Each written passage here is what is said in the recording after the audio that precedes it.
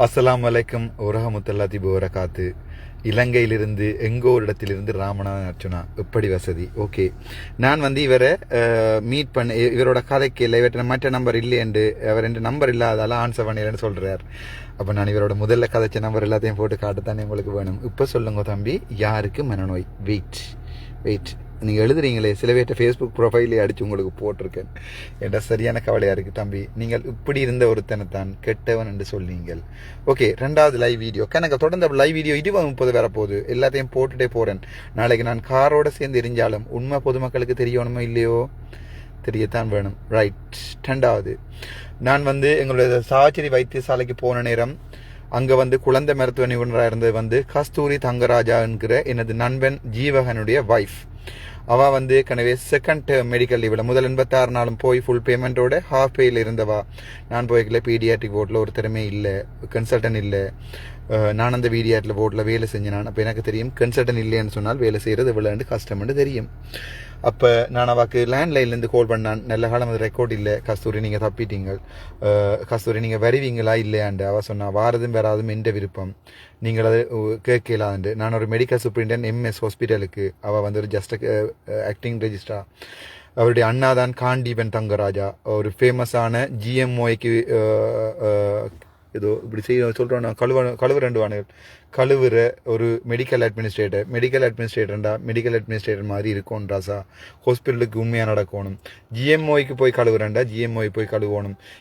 இந்த நாயல் எல்லாமே ஒவ்வொரு மெடிக்கல் அட்மினையும் இன்னொரு மெடிக்கல் அட்மின் வெட்டுறது எப்படி என்று சொன்னால் இந்த நாய் வேலையால் தான். சரிதானே?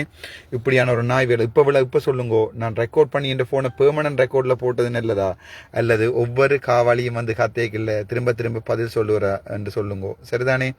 இப்போ இவர் சொல்லிக்கார். அப்போ நான் சொல்கிறேன், அண்ணா கஸ்தூரியோட கதைச்சு நான் கஸ்தூரி மன்னாருக்கு ஏற்கனவே டிரான்ஸ்ஓர்டரில் இருக்கிறா. சாவச்சேரியிலிருந்து மன்னாருக்கு கஸ்தூரி போக வேண்டும்.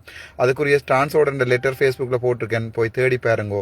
மன்னாருக்கு அவ போக வேணும், போகையில் என்று சொல்லி இவர்கிட்ட சொல்றேன். அசாத் நானா, நீங்கள் தானே மன்னார் டிரெக்டர், நானும் அவ இங்க இருந்து அங்கே அனுப்புறேன். அவ எடுத்துட்டு வேணுமண்டா அதை விடையும் என்ன பீடியாட்ரிக் பற்றி கதைக்க கணக்கு இருக்கு. என்ன அப்பாவி கன்சல்டன் மாதிரி இதில் மாட்டுப்பட்டுவினம், என்னுடைய சொந்த அக்கா மாதிரி இதில் மாட்டுப்பட்டுவினம். அதில் நான் அதை பற்றியெல்லாம் கதைக்கல.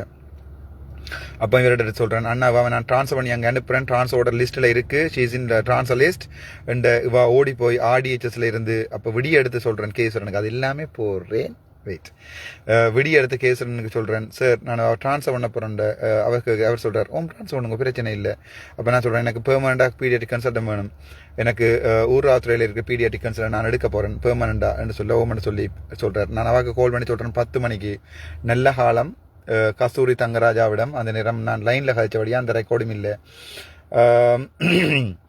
அப்போ இப்போ சொல்லுங்கள் தம்பி, எனக்கு மனநோயா இல்லாட்டி நான் கெட்டவனா இல்லாட்டி இதெல்லாம் பிளான் பண்ணி செய்கிறேனாண்டு. ரைட். அப்போ நான் அடுத்து சொல்கிறேன், வாட்ட கஸ்தூரி, நான் உங்களோட ரிலீஸ் லெட்டர் அடிக்கிறேன். நான் உங்களோட பட்ச்மேட், உங்களோட ஃப்ரெண்டாக தான் கதைச்சேன். நான் எனக்கு எம்எஸ்ஸாக வேலை செய்கிறேன், வேலை செய்ய தெரியும், எனக்கு அட்மினிஸ்ட்ரேஷனும் தெரியும். எங்களோட கன்சல்டன் மேட்டர் அடித்து கேட்குறேன், அதை நான் போட மாட்டேன் செத்தாலும். சார், ஒரு ஆள் மெட்டர்னிட்டி லீவில் இருக்க ட்ரான்ஸ்ஃபர் பண்ணலாமா இல்லையாண்டு. ஆம், ட்ரான்ஸ்ஃபர் பண்ணலாம், நீங்கள் ட்ரான்ஸ்ஃபர் பண்ணுங்கன்னு சொன்ன பிறகு தான் அந்த கடிதம் அடிச்சு நான் இங்கிலீஷில் அடிச்சு நான் சாவச்சேரியில் இருக்குது, போய் பாருங்கோ. நான் அது ஃபேஸ்புக்கில் போட்டிருக்கேன். இனி யாரும் கேட்குறேன்டாலும் ஒரிஜினல் லெட்டர் என்னால் போடிடும். ட்ரான்ஸ்ஃபர் அடித்தா பிறகு அந்த ட்ரான்ஸ்ஃபரை இன்னும் கேதீஸ்வரன் ஆக்டிவேட் பண்ணல, அவர் அங்கேயே வச்சிருந்து திருப்பி எங்கேயோ விட்டுட்டாருன்னு கேள்விப்பட்டு நான், அல்லது ஃபாரினுக்கு போயிட்டாவோ தெரியல. இப்படி ஒரு ஊழலான சுகாதாரத்துறை தான் இருக்குது. ஒரு விஷயத்த சரியா ஒருத்தன் துணிந்து செய்தா அதை மூடி மறைச்சு ஒருத்தன் வேலையை இல்லாமல் பண்ணி ஒருத்தனை ரோட்டா ஓட விடுறது தான் எங்களோட சுகாதாரத்துறை. நாங்கள் பச்சை கழிவு தண்ணியை இம்யூனோகுளோபின் என்று அடித்த சுகாதாரத்துறை தான் நாங்கள். இதே சுகாதாரத்துறை என்ன கட்டாய விடுமுறையில் அனுப்புவேன் என்று சொல்லி இருக்குது. அதை விட என்னுடைய வேலைகளை இல்லாமல் பண்ணி இருக்கிறது. இப்போது சொல்லுங்க, டிரான்ஸ்ஃபர் ஓர்டரில் இருக்கிற ஒரு ஆள் மெட்டர்னிட்டி லீவர் என்று பொய் சாட்டி கொண்டு வீட்டில் இருந்தால் இங்கே வர ஒவ்வொரு குழந்தை பிள்ளையும் யார் பார்க்கறது? இன்னொரு கன்சல்டன் பார்க்கணுமா இல்லையா? அந்த வைத்தியசாலைக்குரிய கன்சல்டன் விட பயங்கர சீனியர். அவ கொண்டு வர்றதுக்காண்டி நான் மன்னருக்கு அனுப்ப வேண்டி இருந்தது. நான் அடிச்சு கேட்டு கன்சல்டன் மேட்டையும் அடிச்சு கேட்டு கன்ஃபார்ம் பண்ணி தான் ராசா இதை அனுப்பினான். நான் ஒருத்தரைக்கும் பழி வாங்கவும் இல்லை, ஒன்றும் செய்யவும் இல்லை. கஸ்தூரியும் அடிச்சு கேட்டேன், கஸ்தூரி நீங்கள் அங்கே போறீங்களா, இங்கே நிற்க போறீங்கன்னா ஆகஸ்ட் 3ஆம் தேதி வரணுமாம்மா, வாரீங்களா இல்லையா? அது உமக்கு சொல்ல தேவையில்லை, அது தனிப்பட்ட விருப்பம் என்று சொல்கிறா. லேண்டில் இல்லை. அப்போ நான் சொல்கிறேன், நீங்கள் இப்படி காய்ச்சிங்கன்னு சொன்னால் நான் ஒரு அட்மினிஸ்ட்ரேட்டர் மாதிரியே பிஹேவ் பண்ணுவேன். எனக்கு ஒரு ஃப்ரெண்ட்ஷிப் ஒன்றும் இல்லாமல் போயிடும். கஸ்தூரி, நீங்கள் இந்த சேம் பட்ச் பக்கத்துலேருந்து படிச்சிருக்கிறேன்.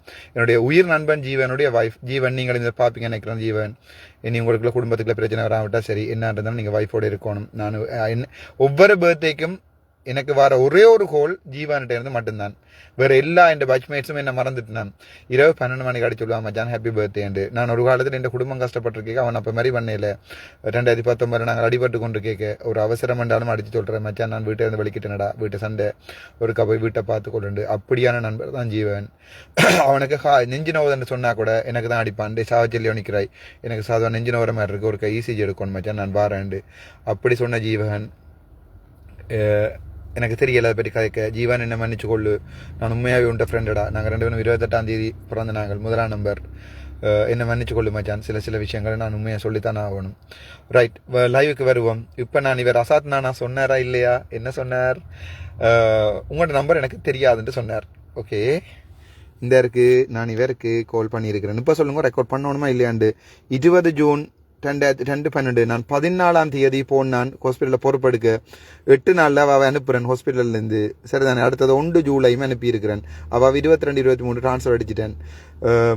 நான் எல்லாம் செய்தது எங்கள் பொதுமக்களுடைய நன்மைக்காக மட்டும்தான். ஒருத்தரும் வந்து ஜிஎம்ஓஏ இந்த அண்ணா ஜிஎம்ஓஏ இந்த அண்ணா காண்டிபன் என்று சொல்லி ஒருத்தரும் இங்கே இருக்கலாது. நான் என் பிள்ளைக்கு என் அப்பா ராமநாதன் அர்ச்சுனான்னு சொல்லி பழக்க மாட்டேன். நான் வந்து அவன் பேரோட சொல்லி தான் பழக்குவேன். அப்படித்தான் என் அப்பா பழக்கினவர். ராமநாதன் நான் பிள்ளை என்று நான் சொல்றது எனக்கு 2 முகம் இருக்கு. ஒன்று என்னுடைய அம்மா என்ன நல்லா வளர்த்தவா, அதால் எனக்கு சாஃப்டான பக்கம் இருக்கு. இல்லை சில நேரங்களில் என் சேனைமையும் எனக்கு சொல்ல வேண்டி இருக்கிறது. அதுதான் ராமநாதன் அர்ச்சுனா. இவர் எனக்கு சொன்னவர். நான் அவரை என்ன செய்யலை, இதுக்கு முதல் தொடர்பு கொள்ளலை என்று இந்த கேளுங்கோ.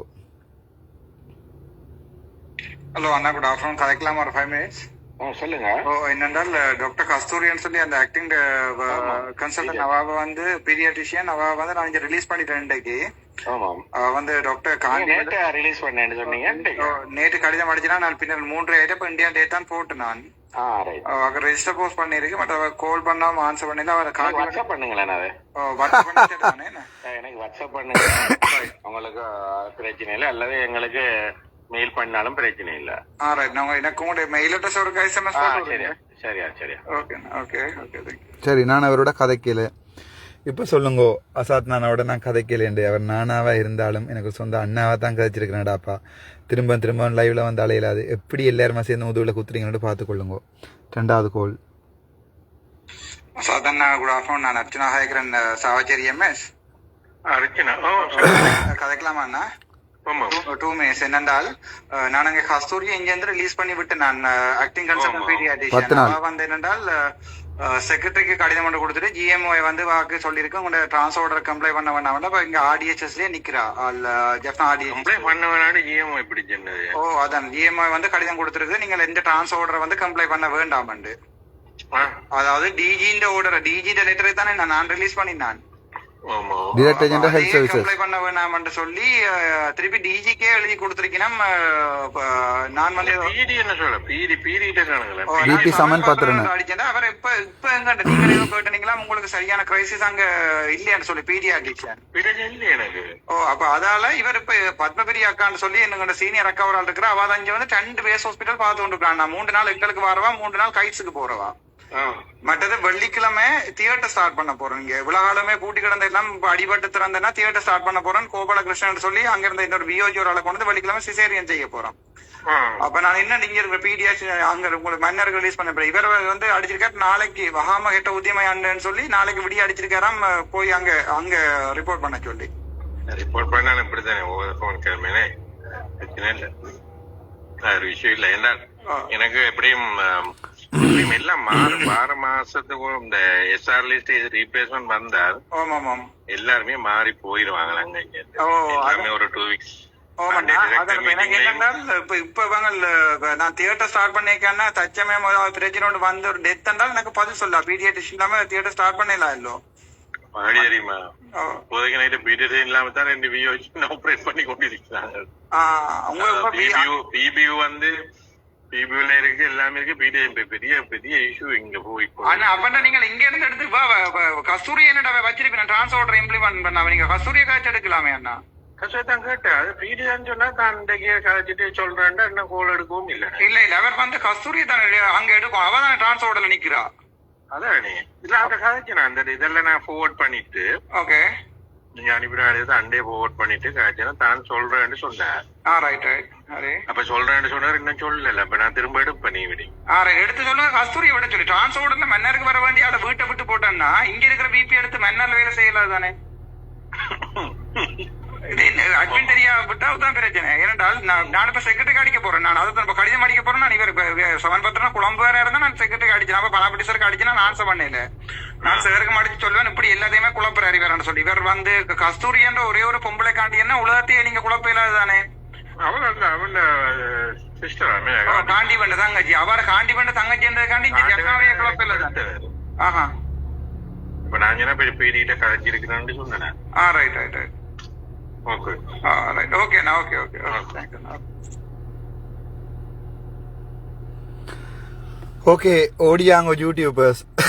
இப்ப சொல்லுங்க ராசா, ராமநாதன் அர்ச்சுனான்ற ஒரு மருத்துவ நிர்வாகி கெட்டவனா அல்லது தியாகராயாவா தங்கராஜா காண்டிபன் தன்னை தங்கச்சியை வந்து மன்னார் அனுப்பக்கூடாண்டு சாவச்சேரிடாவா இருக்கிறாண்டு வச்சிருந்து அவர் போய் அசாத்து குப்பை விளங்குங்கோ சுகாதாரத்துறை எப்படி ஒரு கெட்ட சேக்களுக்குள்ள இயங்கி கொண்டிருக்கு. ஒரு தனி ஒருவனா நின்று அடிக்க சனம் என்னோட நிக்க இப்போ இந்த சனத்தையும் என்னோட இருந்து பிரிக்கிறதுக்கு மேக்சிமம் ட்ரை பண்ணுங்கள். வலிக்குதடா நெஞ்சு, சரிதானே? ஒவ்வொரு நெஞ்சும் வலிக்கின்றது. இப்போ விளங்குதா உங்களுக்கு? விஷயத்த சொல்றேன். அந்த அசாத் நானாவே சொல்றார், ஐயோ ஃபோனில் ஓன் பண்ண இதான் பிரச்சனை, ஒரு நிமிஷம் பொறுங்கோ, சரியா? ரைட்.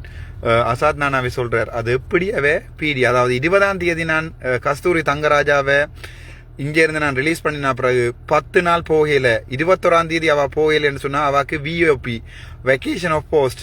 அப்ப எனக்கு கட்டாய விடுமுறை தர சுகாதார அமைச்சு சட்டப்படி 10 நாள் ஹாஸ்பிட்டலுக்கு போகாம இருக்கிற கஸ்தூரி தங்கராஜாவை விஓபி அடிச்செல்ல இருக்கணும். அப்பேன் விஓபி அடிக்கல. இப்ப கஸ்தூரி தங்கராஜா இங்க இப்ப விளங்குதா சுகாதாரத்துறை. அதோட விபி சமன் பாத்துறேன்னு அதுக்கு பிறகு நான் டைட்டில் பேர்கள் வழியில வந்தபடியா நான் அதை உண்மையை சொல்லி விடுறேன்.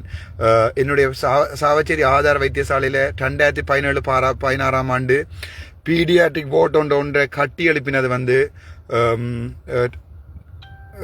எங்களோட 26 பட்ஜெட் இந்த சீனியர் அக்கா ஒரு ஆள். அவ வந்து ஊராவத்துறை ஹாஸ்பிட்டலில் வேலை செய்யல. அவ சரியான நெல்லம். அவ வந்து சாவச்சேரிக்கு 3 நாள் பார்க்க சொல்லி சொன்னவ. அப்ப நான் இப்ப கஸ்தூரி தங்கராஜாவை அங்க அனுப்பிட்டேன் மன்னாருக்கு காண்டிபன் கோல் பண்ணி ஆர்டிஆர் கேதீஸ்வரனோட கதைச்சு பிடி சமன் பாத்திரனோட கதைச்சு அதுக்கு பிறகு பத்மபிரியா அக்கா வந்து இரவோடு இரவா இவ கடிதம் அடிச்சவ விடிய காலமைக்குள்ள வகாம உடனடியாக மன்னாருக்கு போக சொல்லி. அப்ப அந்த அக்கா எனக்கு எடுத்தவா, அவரோட ஹஸ்பண்டும் எனக்கு எடுத்தவ, தம்பி இப்படி என்ன செய்யறாங்க என்ன செய்யறேன். நான் சொன்னேன் அப்படி செய்யலாது, அதுக்குரிய வேலையை நான் வைக்கிறேன் பார்க்கறேன் வையும் கொண்டு அதுக்குரிய வேலையை செய்து நான் செக்ரட்டரிக்கு அடிச்சு சொன்னேன், நான் டிஜிக்கு அடிச்சு சொன்னான், பினாப்படி அடிச்சருக்கு சொன்னான். இது நான் பெரிய விஷயமா எழுதுவேன், ஃபேஸ்புக்ல எல்லாம் வரும். உடனடியாக இதை நிப்பாட்டணும். அக்காவை நீங்க இங்கிருந்து அனுப்பினா அப்ப ஜாழ்ப்பாணத்துல ஊராத்திர ஹாஸ்பிட்டலையும் சாவச்சேரி ஹாஸ்பிட்டலையும் யார் பாக்குறதுண்டு.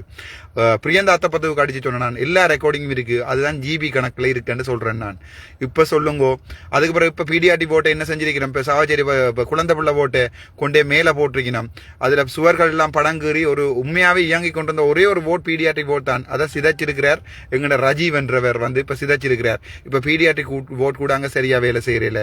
அதுக்கு ஒரு நிர்வாகமே தெரியாத விபி சமன் பாத்திரனை கீழே கொண்டு ஜினனஸ் போட்டை போட்டுட்டு மேல் மாடியில ஜினனஸ் போட்டா அப்ப எனக்கு சொன்னவே இல்லை, அங்க 3ஆம் மாடியில குதிச்சு விழுந்து பேசுஞ்சா என்ன நடக்கும் என்று அதைக்காண்டி கீழே பீடியாட்ரிக் போட்டை நாசமாக்கி சுவர் முழுக்க சித்திரம் வரைந்த இடங்கள்ல குழந்தை பிள்ளைகள் பார்க்கணும் இருக்கணும் நிம்மதியா இருக்கணும் என்று சொல்லி எவ்வளவு செலவழிச்சு அக்கா அந்த படங்கு இருந்தவா அதை கொண்டே கீழே ஜினனஸ் போட்டாக்கி போட்டு மேல பீடியாட்ரிக் போட்டாக்கி இருக்காங்க. அப்ப திருப்பி சுவர்கள் எல்லாம் கீரையில மடிச்சு வச்சு பாருங்க.